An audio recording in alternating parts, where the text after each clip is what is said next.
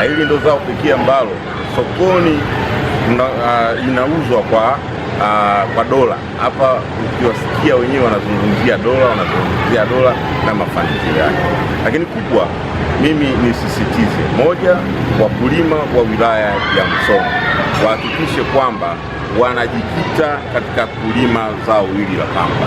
Ni zao ambalo lenye tija, zao ambalo lenye matokeo, na zao ambalo limezungumzwa, limetajwa kwamba ni zao la kibiashara. Waombe mindset zetu zijikite katika kulima pia kibiashara. Ni zao ambalo lina matokeo ya moja kwa moja. Ni zao ambalo lina uwezo wa kubadilisha maisha ya mtu kutoka kule kwenye umasikini kwenda kwenye mafanikio makubwa. Kwa hiyo moja, niwaelekeze na niwaombe watendaji wa kata na maafisa kilimo kuanzia wa halmashauri na wakata wahakikishe tunatenga mashamba makubwa, mashamba ya mfano na mashamba darasa kwa ajili ya kilimo cha pamba.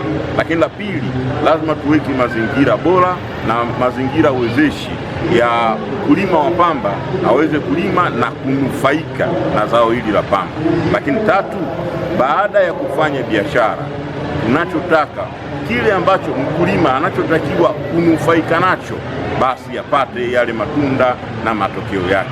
Ina maana yoyote yule atakayeleta ujanja kutaka kumnyonya mkulima wa pamba, kutaka kumrudisha mkulima wa pamba, huyu hatutomwonea haya, kwa sababu anataka kurudisha nyuma uchumi wa wilaya yetu ya Musoma.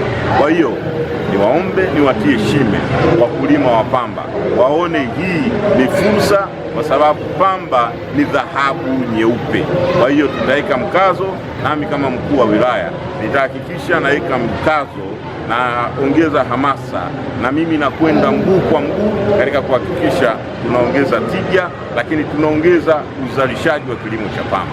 Na ili tufike kwenye kuhitaji viwanda, lazima tuongeze uzalishaji.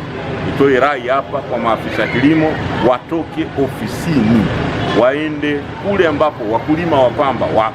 Tukiongeza uzalishaji, maana yake uhitaji wa viwanda utakuja. Lakini cha kwanza lazima tuongeze uzalishaji. Maana yake ukiwa na uzalishaji, pembejeo zikiwepo, maana yake lazima uhitaji wa kiwanda utakuwepo. Na ukiwa na kiwanda alafu una pembejeo, maana yake bado changamoto zitaendelea kuwepo. Kwa hiyo nitoe rai na nitoe wito kwa wakulima wote wa Musoma na wataalamu, tuungane kwa pamoja, tushirikiane katika kuhakikisha tunaweka nguvu katika kilimo cha pamba. Kilimo cha pamba kinalipa na ni dhahabu.